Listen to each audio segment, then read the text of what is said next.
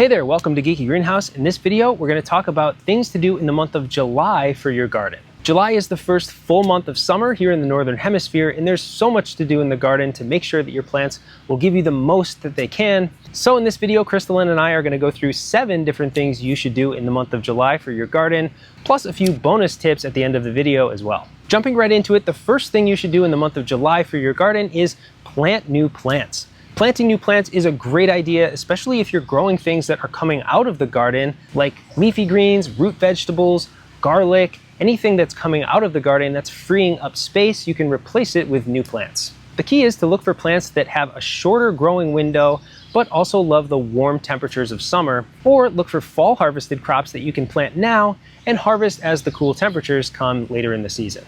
A few great examples. First off, I have some cucumbers here and also some cucamelons.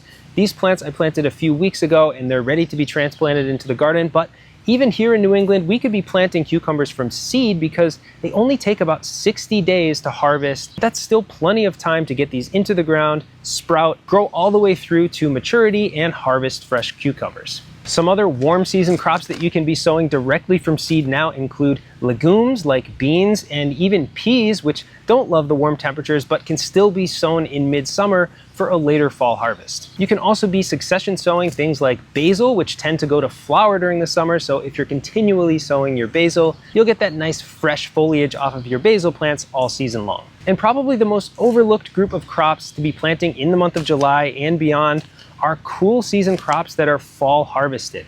We have a great article on geekygreenhouse.com, which I'll link down below, that has an interactive chart where you can enter your first fall frost date and figure out exactly when you need to be planting a wide variety of fall harvested crops. Some great examples of this include carrots, which are some of my favorites to plant in midsummer for a late fall harvest, because as those cooler temperatures arrive, even frosts in the late fall, the roots develop even more sweetness from those cold temperatures, and in my opinion, that's the best type of carrot. But you can be planting other things like beets, leafy greens like spinach and kale, and if you live in a more southern climate where you have a longer season ahead of you, you can still be planting broccoli and cauliflower, which need a little bit longer to mature.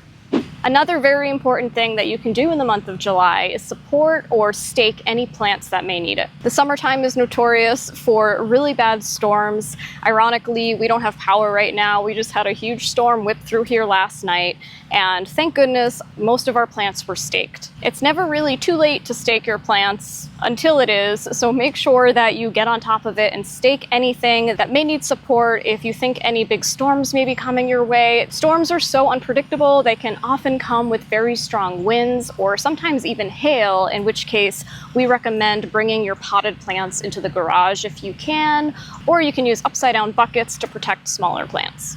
So supporting your plants is very simple. You can use plastic stakes, wooden stakes, or even tomato cages if there's a threat of any impending storms, or even if not, because oftentimes these plants get very large and they require the support anyways. So if you haven't already, check out your garden and see if you have any plants that could use a little bit of support.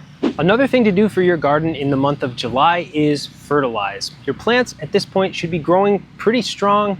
Lots of green foliage should have formed already, and many plants are moving on to the fruiting stage, which is a good time to provide a boost. This is especially important for potted plants. You can see this container is not very large, and so those nutrients are finite. You need to replenish them as time goes on, or else your plants will slow down and likely give you a lower yield. For potted plants, the month of July is when we start fertilizing regularly. The original nutrients that were in the potting mix are likely used up at this point, and so we need to make sure we're providing the nutrients the plants need on an ongoing basis. So you can use slow-release organics, or if you're seeing signs of nutrient deficiencies like yellowing leaves, it's a good idea to use liquid nutrients or synthetic nutrients, which are immediately available for the plants and will correct those deficiencies right away.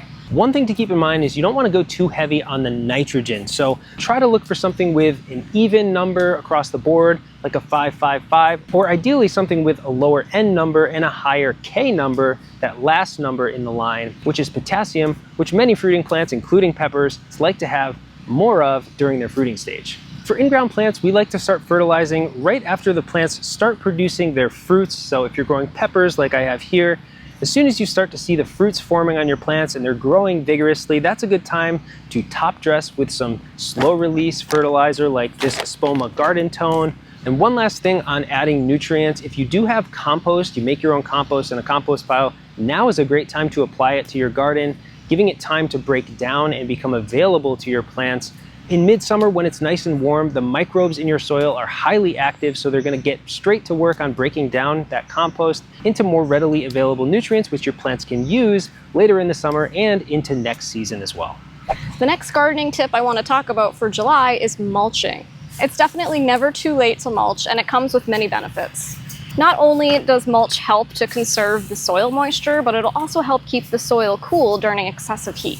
And mulching definitely helps to suppress weeds, so there's so many benefits of it, and if you haven't mulched already, July is a great time to get started and do that, or you can even just mulch bare spots from any spring crops that you may have pulled up already. There are many different types of mulch, including straw, which I'm using here in this raised bed.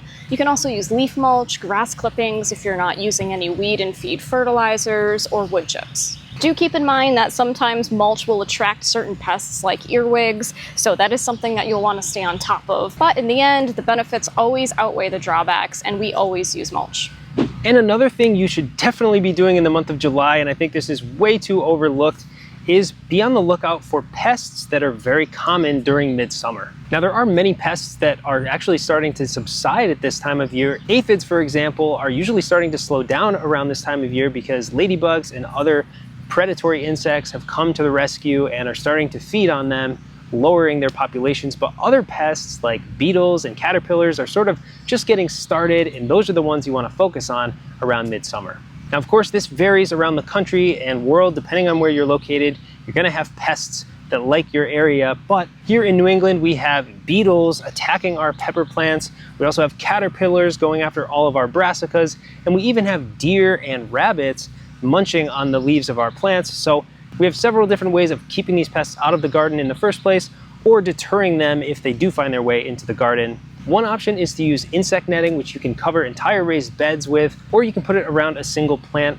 Whatever suits your needs, insect netting is a great way to keep any flying insects from reaching your garden. For a lot of these pests, one of the best ways to get rid of them is to just pick them off by hand and put them in some soapy water to get them out of the garden.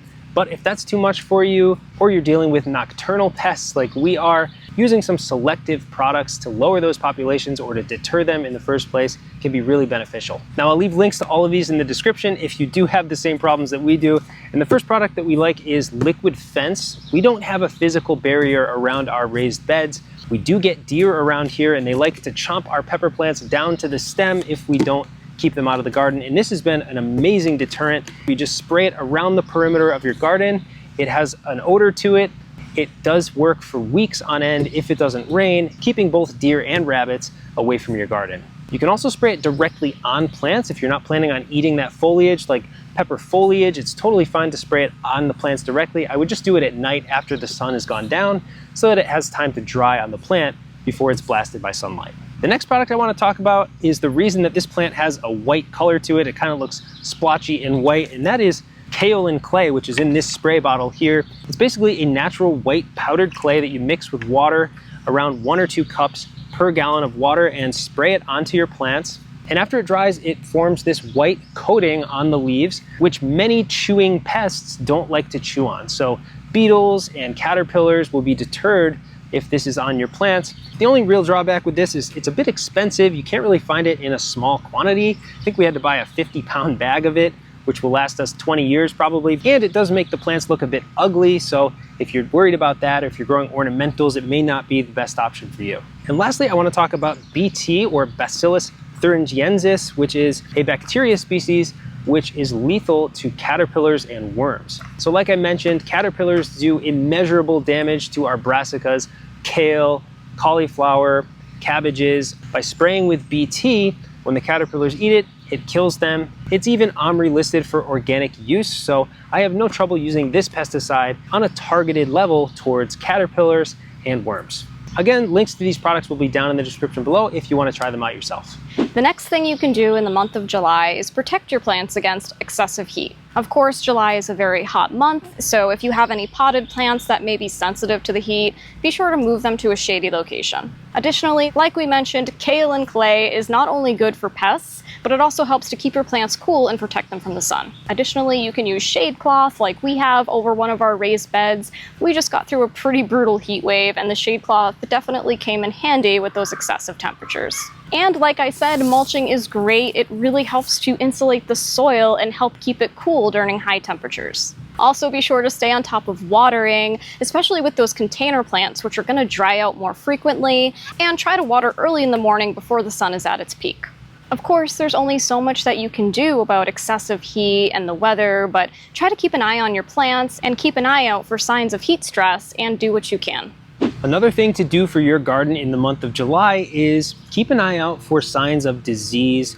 And I'm going to specifically talk about tomatoes since they're so popular, and blight, both early and late blight, usually start to appear on your tomatoes around midsummer. For early blight, you're going to be looking for small black dots on the leaves, which usually have concentric rings around them and sometimes have a yellow halo as well.